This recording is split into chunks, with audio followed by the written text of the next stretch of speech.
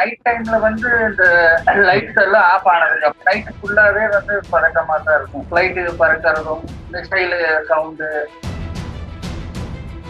இதையோட 3 மடங்கு பார்டர் வந்து ராஜஸ்தானை ஒட்டி இருக்குது. ஜம்மு ஒட்டி இதையோட 3 மடங்கு பார்டர் இருக்குது. இருந்தாலும் பஞ்சாபையே வந்து குறிவிட்டு இது பண்றது வந்து 5 அடி நீளமுள்ள மிசைல்களை காட்டிட்டு இருந்தாங்க. அப்ப இங்கதான் முதல் தாக்குதலே இங்கதான் நடக்குது. மணிக்கு கரண்ட் போச்சுன்னா காலையில 5:30 மணிக்கு தான் கரண்ட் வரும். வீட்டுக்குள்ள சிக்னல் பல்புகளை தான் எடுத்துக்கணுமே ஒழிய வெளியே வந்து தெரியக்கூடாது, பல்பு எரிக்கக்கூடாது. லைட் எரிஞ்சிச்சுன்னா தாக்குதல் நடக்கிறதுக்கான வாய்ப்பு இருக்கு. இது வந்து மேனுவல் வார் இல்ல, நேருக்கு நேர் சண்டை. எங்கேயோ ஒரு இடத்துல உட்காந்து பட்டன் ஊர் அனுப்பிச்சுவான், அந்த இடத்துல கொண்டு வரும். டிஜிட்டல் வார். இதனால கண்ட்ரிகள் ஹெல்ப் பண்றதுக்கு இருக்காங்க, முன்னாடி வர மாட்டேங்கிறாங்க, ஆனா ஆயுதம் கொடுக்குறாங்க. ஏன்னா ஒரு சின்ன கண்ட்ரி வந்து இவ்வளவு பெரிய ஆர்மி உள்ள கண்ட்ரி கூட மோதுறதுன்னா ஒரு பெரிய பலம் வேணும்.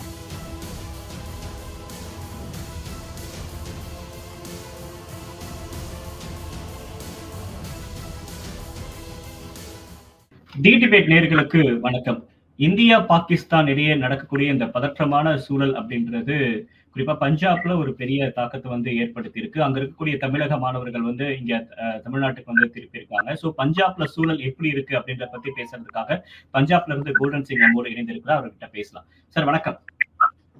வணக்கம். ஃபர்ஸ்ட் சேஃபா இருக்கீங்களா நீங்க? சேஃப்னா பகல் டைம்ல இங்க அப்படி ஒன்றும் பதட்டம் இல்லைங்க. நைட் டைம்ல வந்து இந்த பிளாக் ஜோன்னு சொல்ற மாதிரி இது பண்ணுவாங்க. லைட்ஸ் எல்லாம் ஆஃப் ஆனதுக்கு அப்புறம் அதுக்கப்புறம் வந்து நைட்டு ஃபுல்லாவே வந்து பதட்டமா தான் இருக்கும். வானத்துல ஃபிளைட்டு பறக்கிறதும், மிசைல் சவுண்டு, அப்புறம் ட்ரோன்ஸ் விழுகிறது, அந்த மாதிரி வந்து ஒரு 2-3 நாளாவே நடந்துட்டு. நேற்று கொஞ்சம் ஜாஸ்தி. 6 மணி வரைக்கும் எந்த இதுவும் இருக்காது. 6 மணிக்கு மேல ஒரு 8 மணிக்கு மேல கரண்ட் கட் பண்ணிடுவாங்க. கரண்ட் கட் ஆனதுக்கு அப்புறம் வீட்டுல எந்த லைட்டும் எரிக்கக்கூடாது. வெளியே லைட்டு, ஈவன் ஸ்ட்ரீட் லைட்டு, இந்த நம்ம சோலார் லைட்டு ஸ்ட்ரீட் லைட்ல வச்சிருக்கோம், ஆட்டோமேட்டிக்கா சாயந்தரம் வந்து எரிய ஆரம்பிக்கும். அதையும் கூட வந்து ஸ்டாக்குகள் எல்லாம் போட்டு துணிகளை போட்டு மூடி வச்சிருக்கோம். ஏன்னா லைட் எரியக்கூடாது அப்படின்னு. சார் ஃபர்ஸ்ட் இந்த பஞ்சாப் பத்தி எனக்கு ஒரு ஜியோகிராபிக்கலா சொல்லுங்களேன். அது எவ்வளவு பாகிஸ்தான் இருக்கு, எவ்வளவு பக்கத்துல இருக்கு, அங்கதான் வாகா எல்லையெல்லாம் இருக்கு. சோ எனக்கு அதை பத்தி எக்ஸ்பிளைன் பண்ணுங்களேன். வாகா எல்லை நாங்க இருக்கிற இடத்துல இருந்து எங்க வீட்டுல இருந்து 30 கிலோமீட்டருக்கு பக்கம் இருக்கு. 30 கிலோமீட்டருக்கு highway Attari to Delhi. Wagah to Delhi ஹைவேல எங்க ஊரு. இதுல வந்து பியாஸ் ஒரு ரிவர் வரும்.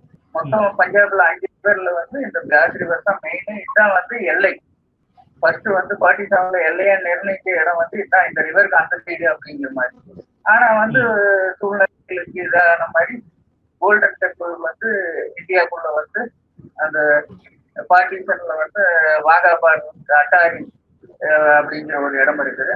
அந்த இடத்துல இருந்து ஆரம்பிச்சது. அது வந்து இங்க ஒட்டி ஒரு 100 கிலோமீட்டருக்கு மேல வந்து பார்டர் இங்க வாகால இருந்து, வாகாக்கு அந்த சைட்ல இருந்தும் ஆரம்பிக்கிறேன்.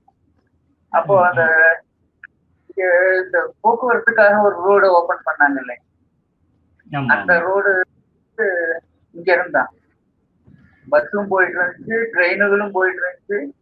அமைதி ரயில்னு சொல்லி ஒரு ட்ரெயினும் போயிட்டு இருந்தது. அமைதி பஸ்ன்னு சொல்லி டெல்லியில இருந்து லாகூருக்கு பஸ்ஸும் கூட விட்டுருந்தாங்க. இந்த ரோட்ல தான் அது ஓடிட்டு இருந்தது. அதனால பாடுறதுக்கு அடுத்த உள்ள இடம் இதுதான். இருந்தாலும் இதையோட 3 மடங்கு பார்டர் வந்து ராஜஸ்தானை ஒட்டி இருக்குது. காஷ்மீர் ஒட்டி, ஜம்மு ஒட்டி இதையோட 3 மடங்கு பார்டர் இருக்குது. இருந்தாலும் பஞ்சாபையே வந்து குறிவிட்டு இது பண்றது வந்து அதுதான். அந்த பஞ்சாப்ல குறி வச்சு எத்தனை நாள் தாக்குதல் நடந்துட்டு இருக்கு? முதல் தாக்குதல் வந்து அமிர்தசர்ல தான் நடந்தது. எங்க ஊர்ல இங்க இருந்து 10 கிலோமீட்டர் தூரம் அந்த 5 அடி நீளமுள்ள மிசைல்களை காட்டிட்டு இருந்தாங்க. அது வந்து இது இங்க எங்க ஊர்ல இருந்தா 10 கிலோமீட்டர் அந்த ஊர்ல தான் வந்து அதுக்கு அடுத்தது இனி ஒரு பக்கத்திலேயே தான் இனி ஒரு ஊர். அங்க ஒரு 2-3 அடி நீளமுள்ள மிசைல் விழுந்திருந்தது. அப்ப இங்கதான் முதல் தாக்குதலே இங்கதான் நடக்குது. ஆனா வந்து அதுக்கு வந்து பதில் தாக்குதல் வந்து அவங்க ஜம்மு காஷ்மீர்ல தாக்குனாங்க. அந்த வேற ஒரு இடத்துல தாக்குனதுக்கு அங்க வந்து அங்கேயும் வந்து சீக்கியர்கள் குருத்வாரால தாக்கி 3 பேர் இருந்தாங்க. குருத்வாராங்கிறது வந்து கோயில். அப்ப அந்த கோயிலோட பூசாரி அவங்களோட ஃபேமிலி 2 பேர் 3 சீக்கியர்கள் வந்து அங்க இறக்குறாங்க. அந்த தாக்குதல்ல காலையில் நடந்துருக்கு. இங்கேயும் வந்து 3 நாளா தொடர்ந்து இங்கேயே வந்து பாம்புகளோ மிசைல்களோ ட்ரோனுகளோ இது பண்றப்போ அது வந்து நமக்கு யோசிக்க வேண்டிய சூழ்நிலையா இருக்கு. இப்ப அங்க இருக்கக்கூடிய பஞ்சாப் மக்களோட மனநிலை என்னவா இருக்கு? மக்கள் மனசு போர் எதிர்பார்க்க மாட்டாங்க, போர் வேண்டாங்கிறாங்க. மக்களோட இயல்பு வாழ்க்கை எப்படி பாதிக்கப்பட்டிருக்கு சார்? அவங்களால எப்படியெல்லாம் அங்க இயல்பு வாழ்க்கை பாதிக்கப்பட்டிருக்கு? இயல்பு வாழ்க்கைங்கிறது வந்து நைட்டு யாரும் தூங்க முடியாது. இப்போ சட்டங்கள் வேற, கரண்ட் இல்லாமயே தூங்க முடியாது. 40 டிகிரி 42 டிகிரி வெயில். இந்த வெயில்ல வந்து நம்ம வந்து கரண்ட் இல்லாம ஃபேன் இல்லாம தூங்க முடியாது. பழக்கப்பட்டவங்க முதியவர்கள் கூட வந்து ஒன்றும் பிரச்சனை இல்லை. அவங்களுக்கு வந்து இதெல்லாம் பழக்கம். வார்த்தை நல்லா 2-3 தாட்டி பார்த்துருக்காங்க. 71ல 69ல அந்த மாதிரி அவங்களுக்கு வந்து பிரச்சனை இல்லை. இருந்தாலும் கரண்ட் இல்லைங்கிறப்போ நம்ம இப்போ வாழ்க்கையில வந்து நம்ம அதையெல்லாம் பழக்கப்படுத்திக்கிட்டோம். கரண்ட் இல்லைங்கிறப்போ நைட் 8 மணிக்கு கரண்ட் போச்சுன்னா காலையில 5:30 மணிக்கு தான் கரண்ட் வரும். அது வரைக்கும் எந்த எலக்ட்ரிக் இதுவும் உபயோகம் எரிக்க முடியாது. ஏசி இருந்தாலும் போட முடியாது, ஃபேன் போட முடியாது. எப்படி இயல்பு வாழ்க்கை பயங்கரமா பாதிச்சிருக்கு.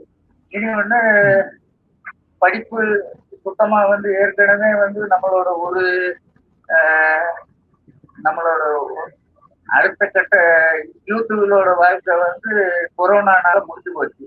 இதெல்லாம் வந்து எக்ஸாம் எழுதாமே பாஸ் ஆகி வந்து அதிகாரிகளாகவும் டாக்டர்களாகவும் பல இடத்துல வந்து மாற்றிருந்தது மேலே இங்கே போட்டு பாஸ் பண்ணி அவங்கள வந்து இப்போ வந்து அவங்க வந்து வந்தாங்கன்னா அவங்களுக்கு அந்த இது வந்து எக்ஸ்பீரியன்ஸும் அவங்களுக்கு அந்த இது இருக்காது. பின்ன அந்த ஒரு சூழ்நிலை வந்துருமோ அப்படிங்கிற. ஏன்னா இன்னைக்கு வந்து 50 நாள் லீவ் விட்டுருக்கான் ஸ்கூலுகளுக்கு.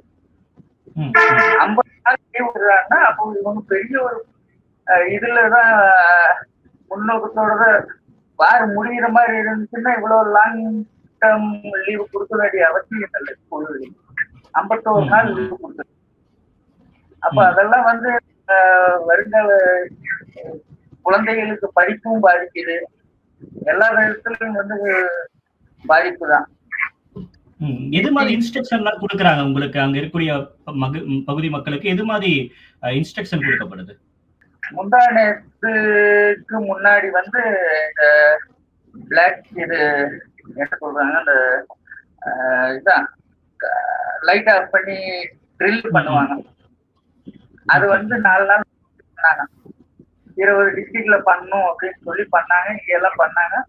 அது வார் டைம்ல வந்து நம்ம குண்டு போட்டாங்கன்னா நம்ம கீழே படுத்துக்கணும், ஓடக்கூடாது, கரண்ட் ஆஃபா வைக்கணும். வீட்டுல இருந்து நமக்கு உள்ள கரண்ட் வந்து சில பேர் வந்து என்வெர்டர்ல வச்சிருப்பாங்க. அந்த பேட்டரியில ஒரு என்வெர்டர்ல ஜென்ரேட்டர், அந்த என்வெர்டர் வீட்டுல பேட்டரி சார்ஜ் ஆச்சுன்னா எரிக்கும் 7-8 மணி நேரம். அதெல்லாம் இருந்தாலும் வீட்டுக்குள்ள சிக்னல் பல்புகளை தான் எடுத்துக்கணுமே ஒழிய வெளியே வந்து தெரியக்கூடாது, பல்பு எரிக்கக்கூடாது. லைட் எரிஞ்சிச்சுன்னா தாக்குதல் நடக்கிறதுக்கான வாய்ப்பு இருக்கு அப்படிங்கிற இதெல்லாம் வந்து சொல்லி கொடுக்குறாங்க.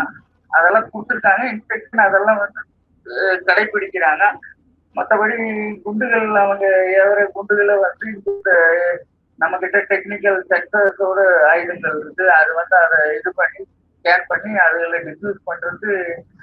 நம்ம சின்னதுல ராமாயணத்தில் பார்த்தோமே, வில்லு 2 சைடு வருவாங்க, ஒன்று டிஃப்யூஸ் ஆயிடும். அந்த மாதிரி வந்து ஆயுதங்கள் வந்து வச்சிருக்காங்க. குண்டுகளுக்கு தகுந்த மாதிரி டிஃப்யூஸ் பண்ற இதுல வந்து குண்டுகளை டிஃப்யூஸ் பண்றாங்க. அதனாலதான் இத்தனை நாளா வந்து உயிர்த்தேதம் எல்லாமையும் இருக்குது. இருந்தாலும் வந்து மக்கள் மத்தியில பயம் என்பது இருக்குமே. போர் வேணாம், அமைதியான ஒரு வாழ்க்கை முறை திரும்பணும் அப்படின்றதா அங்க இருக்க மக்களோட எண்ணமா இருக்கு இல்லையா?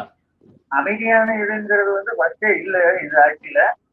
ஏன்னா நாங்க போராட்டத்திலேயே தான் இருக்கோம். இங்க இது எல்லாம் வந்து சூழ்நிலை அந்த மாதிரி அப்படி இல்லை.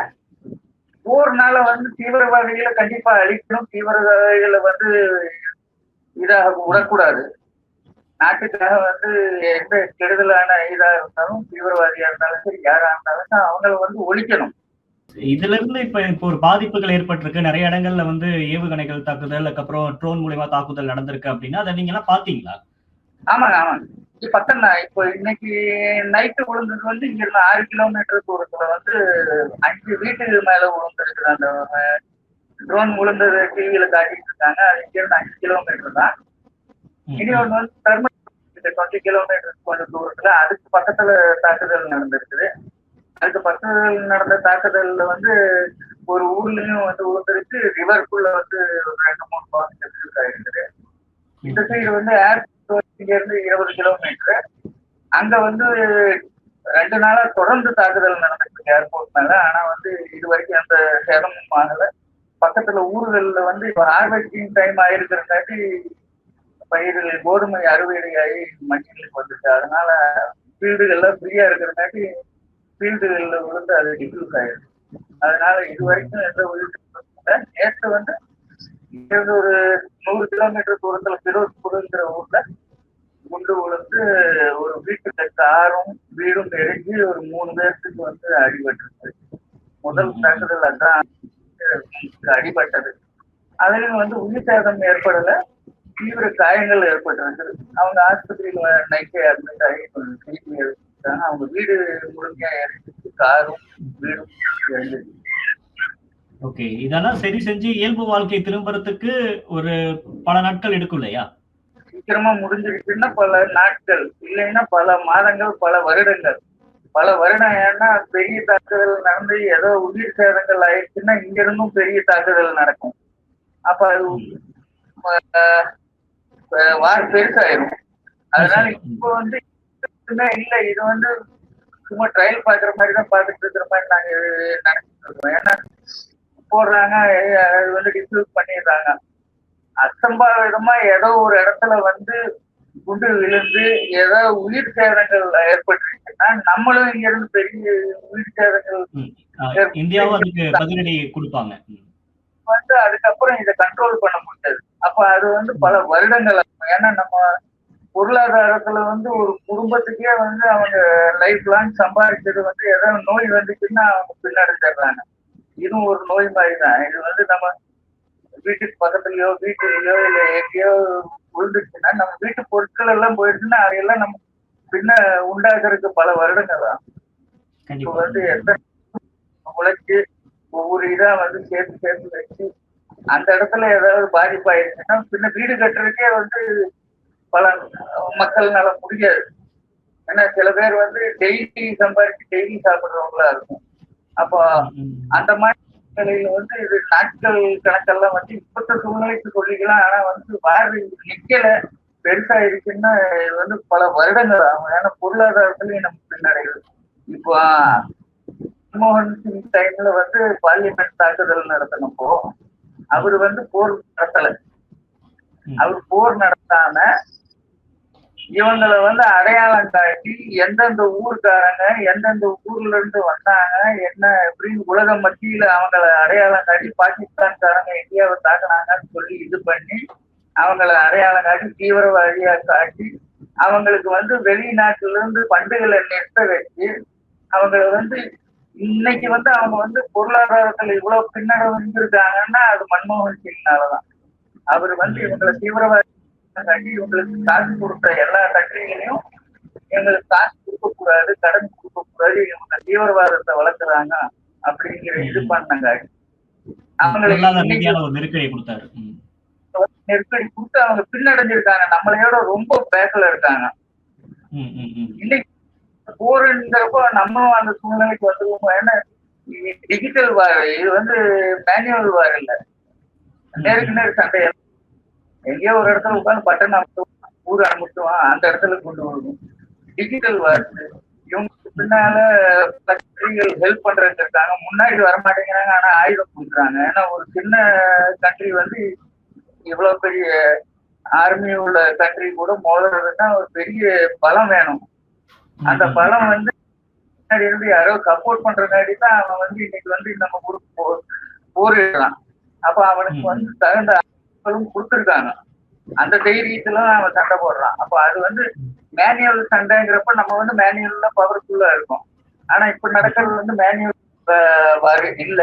இது வந்து டெக்னிக்கல் வார், டிஜிட்டல் எல்லாமே எக்யூப்மெண்ட் இது பண்ணிட்டு இருக்கோம்.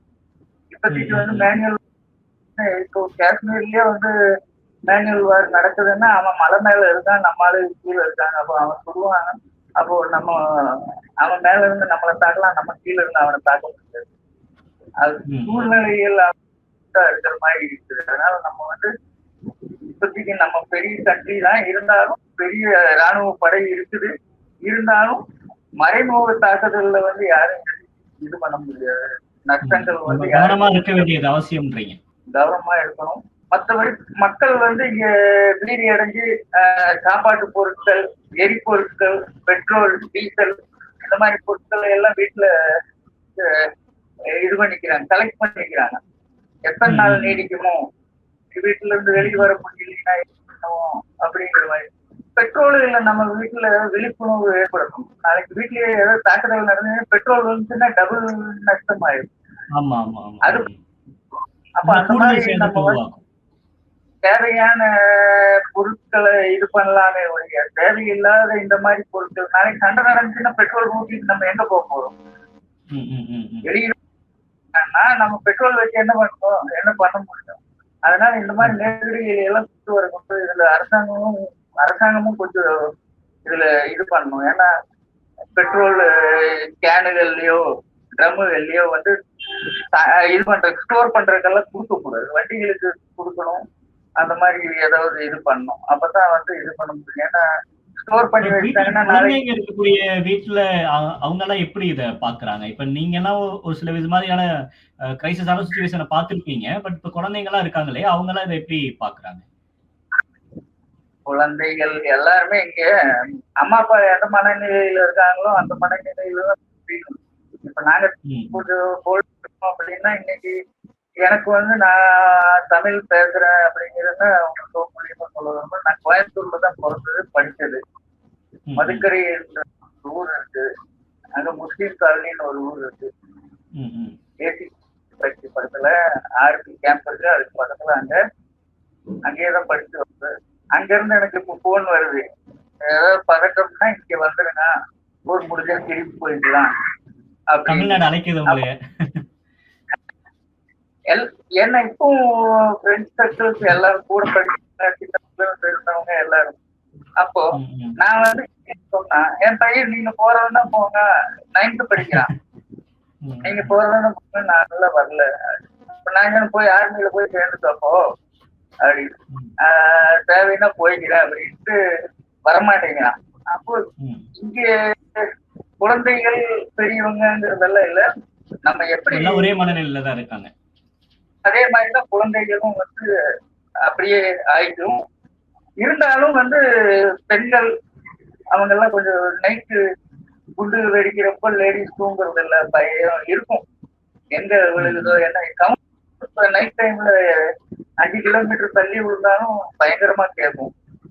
அந்த சவுண்டு, மருந்து எல்லாம் இருக்கிறப்ப பட்டாசே வெடிச்சாலே 1 கிலோமீட்டர் கேட்குது.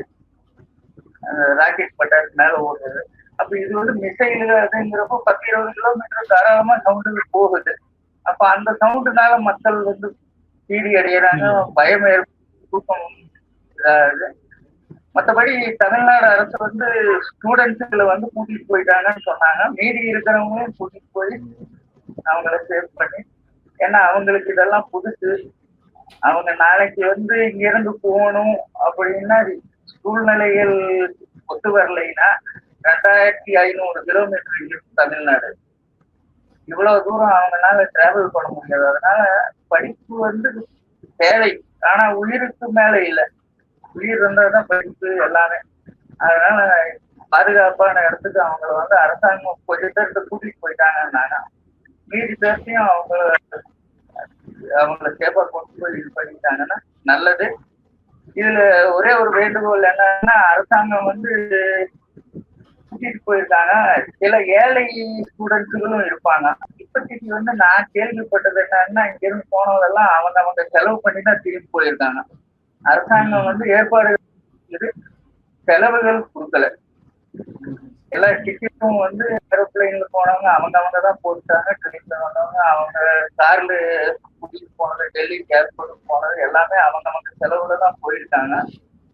செலவுனால எந்த ஏழை மாணவனும் திரும்பி போகாம இருக்கக்கூடாது.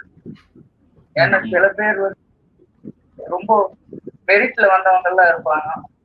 மெரிட்ல வந்தவங்களுக்கு எல்லாம் வந்து அந்த ஃபேமிலி பேக்ரவுண்ட் இருக்காது. அதனால யாருக்காவது ஏதாவதுன்னா கண்டிப்பா என்னைய வந்து தொடர்பு கொள்ளலாம். என்னால முடிஞ்சது நான் செய்யறேன். ஏன்னா பக்கம் நான் இங்க 100-250 கிலோமீட்டருக்குள்ள 3 மணி நேரத்துல 4 மணி நேரத்துல யாரை வேணா போய் எந்த வேணா சந்திக்கக்கூடிய ரோடு இது இருக்கு, கட்டமைப்பு இருக்கு. நான் போகக்கூடிய சூழ்நிலையில இருக்கேன், வண்டி இருக்கு, எல்லாம் இருக்கு. யாருக்காவது தேவைன்னா யாராவது குழந்தைகள் இங்க இருக்காங்கன்னா கண்டிப்பா என்ன தொடர்பு கொள்ளுங்க. நான் வேண்டியது திரும்பி போறதுக்கான வேண்டிய ஏற்பாடுகள் பண்ணி தர்றது தயார். ரொம்ப முக்கியமான விஷயங்களையும் பகிர்ந்துக்கிட்டீங்க. ஏதாச்சும் உதவி வேணும் அப்படின்னா என்னை தொடர்பு கொள்ளுங்க அப்படின்றதையும் நீங்க பதிவு செஞ்சிருக்கீங்க. கண்டிப்பா கண்டிப்பா. ஏன்னா என்னால முடிஞ்சது ஃப்ரீயா தான் இருக்கும். இதுக்கு மேல பெரிய தேவை ஒன்றும் இல்லை. இது வந்து கண்டிப்பா செய்ய வேண்டியது. யாருக்காவது தேவைன்னா கண்டிப்பா அவங்களுக்கு பயிரோட என்ன எந்த மாதிரி ஹெல்ப் வேணுமோ, இல்ல எங்க கூட வந்து தங்குறதுன்னா ரிஸ்க் தான், இருந்தாலும் யாராவதுன்னா கூட ஒன்றும் பிரச்சனை இல்லை. நம்ம இடம் எல்லாமே இருக்குது. திரும்பி போகக்கூடிய என்ன தேவைனாலும் கண்டிப்பா அவங்க நம்மளால என்ன முடியுமோ அதை செஞ்சு கண்டிப்பா அனுப்பி ஏற்பாடு பண்றேன். அரசாங்கத்துக்கும் தமிழ்நாடு அரசு வந்து எல்லா ஏற்பாடுகளும் 2 நாளாவே வந்து நான் டிவியிலும் மற்ற தொலைக்காட்சிகளிலும் வந்து வலியுறுத்தினேன். அதை வந்து நடைமுறைக்கு கொண்டு வந்திருக்காங்க. இருந்தாலும் செலவுகள்னால சில மாணவர்கள் வந்து திரும்பி போகாத நிலை வரக்கூடாது. இது வந்து கண்ணோட்டத்துல கண்டிப்பா அவங்களை கொண்டு வர்ற முழு ஏற்பாடுகளுக்கும் வந்து தமிழ்நாடு அரசு செய்ய வேண்டும். ஏழை மாணவர்கள் கண்டிப்பா எல்லா இடத்துலயும் உள்ளதுதான். ஏன்னா பணம் பணக்கார வீட்லயும் அவங்க ஹெலிகாப்டர்லயும் கூட கூட்டிட்டு போயிடலாம். ஆனா ஏழைங்கிறப்போ நம்ம அதெல்லாம் கண்டிப்பா கண்டிப்பா அவங்க அரசாங்கம் நடவடிக்கை எடுப்பாங்க. நீங்களும் பல கருத்துக்களை வந்து பகிர்ந்துக்கிட்டீங்க. பஞ்சாப்ல எப்படி சூழல் இருக்கு அப்படின்ட்டு. குறிப்பா பஞ்சாப்ல இருக்கக்கூடிய தமிழர்கள் எந்த உதவி வேணும்னாலும் என்னை அணுகுங்க அப்படின்ற ஒரு தகவலையும் நீங்க சொல்லியிருக்கீங்க. உங்க கருத்துக்கும் நேரத்துக்கு நன்றி. கண்டிப்பா சேஃபா இருப்பீங்கன்னு நினைக்கிறேன். இயல்பு நிலை விரைவா திரும்பி நம்ம எல்லாமே சரியா இருக்கும்னு நம்ம நம்புவோம். நன்றி. டிஸ்பிளே பண்ணிருங்க 9814100555. ஓகே, நன்றி. நன்றி. தேங்க்யூ. நன்றி.